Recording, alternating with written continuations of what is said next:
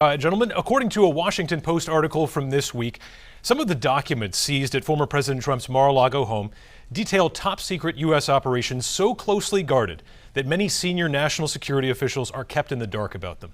There's been a lot of criticism by Republicans, including some here on this stage, that the FBI and the Justice Department are acting politically in this case. Separate from that criticism, should a former president or any government official who has the access ever have this type of highly sensitive information at their house? Senator Morse. Yeah, well, I think you're missing the point here, Adam. The point is we've politicized the process with the AG, the FBI. We've gone after a former president in a way that everybody now is talking about things that they hear on TV.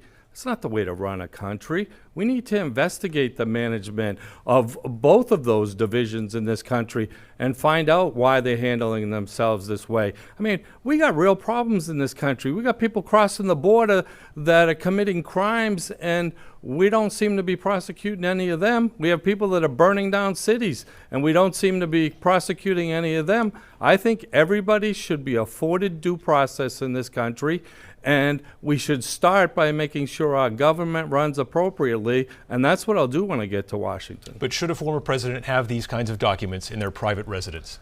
I think that'll play itself out during the due process part of this. I think what the Biden administration has done by politicizing this is absolutely wrong. General Bolduc, we would presume you handled a lot of sensitive information during your time as a general in your years of service, and that you understand the importance of protecting these kinds of secrets. Does that kind of information ever belong in an unsecure location? Well, look, no classified material belongs in an unsecured area, and I think we can all agree with that, but we just don't have enough information. Look how they handle it. Department of Justice handled this terribly. President Biden handled this terribly. I don't care what former president it is. I don't care if it's Obama, if it's Bush, if it's Clinton. It really doesn't matter much to me. We should have been notified. We should have been told what they were doing. There should have been transparency in exactly what happened, and there'd be less questions. But now it's all these lawyer tricks and all this other stuff, so we really don't know. Yes, I have experience with classified material. No, I would say it doesn't need to be left unguarded in any circumstance, but I'm not familiar enough with the policies of a former president and how they're able to take classified material and what they do with it, whether they're in office or out of office. So we just don't know, and we're going to find out. And we need to give everybody the benefit of the doubt, due process. Mr. Fenton. Yes, I am concerned about the potential of the FBI and Department of Justice being used politically. And I think that should concern every American, Republicans and Democrats, because if the concern is there, then it should be a concern of all of ours. As far as the reasoning for having these documents, I don't know enough about the situation to know whether he should have the documents or not. It's a very, very complex thing.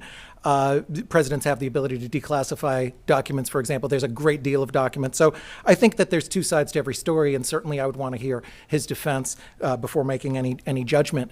There's a book called 3 Felonies a Day that estimates that an average business person in the United States commits 3 felonies a day. That's a big problem. The United States government can pretty much pick any of us on this stage or anybody else that gets on the wrong side of a certain politician, and they can find something to go after them. We should all be concerned that that would not happen to a former president or anyone else. We should have a very, very high bar for justice in the United States of America. Mr. Moncharmani. Yes, Adam, so let me begin by answering your question. I don't believe confidential documents should be left in any unsecure place, and I do not believe a president is above the law. I think this is a country of laws, and we should adhere to them, everyone, including former presidents. Now, with that said, we have a problem if, in fact, we have politicized institutions. There's no room for that in a democracy where we should have faith in institutions. Everything from the Justice Department to the FBI to law enforcement, we need to have faith that these institutions are run without partisan dynamics at work. We need to make sure that they are achieving the objectives of the institution. We also need to understand that my guess is most of the FBI, most of the law enforcement professionals, most of the Department of Justice are probably hardworking individuals trying to do the job, trying to do what's right, trying to uphold the law. So yes, we need to learn more, but no, I don't think confidential documents should be left in any unsecure place, regardless of whether it's a president. A president is not above the law. Finally to you, Mr. Smith. Yeah, look, I think the American people do deserve to know why those documents were there, and I'm sure we'll get that in due time. But the reality right now is that the way they went about doing this was really unprecedented and unheard of by raiding the home of a former president. We have an FBI right now that has been weaponized and politicized. And all I can say is thank God Merrick Garland is not currently sitting on the Supreme Court. I mean, think about how political the FBI has become just since 2016, when you had the phony Russia collusion events. You had the fraudulent FISA applications. You had the FBI going after parents who were going to school board meetings for being domestic terrorists. I mean, this is just wrong, and it shouldn't be happening in the United States of America. Remember, James Comey told us that Hillary Clinton had tens of thousands of classified emails on her laptop. She bleached them, and it was compromised by the Chinese government.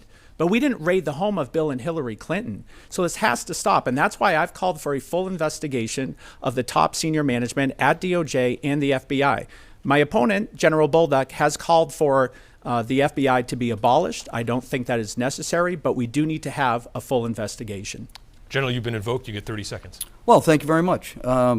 Once again, I appreciate the opportunity, but my words have been clear. We need to look into the Department of Justice and the FBI at the highest levels, and we need to look at it. We need to call them in to the Senate. We don't need a task force. We don't need some special commission. We need to call them in, and we need to interrogate them or interview them, and we need to figure out whether they should keep their confirmation. And if we come to the understanding that they shouldn't, then we terminate their confirmation.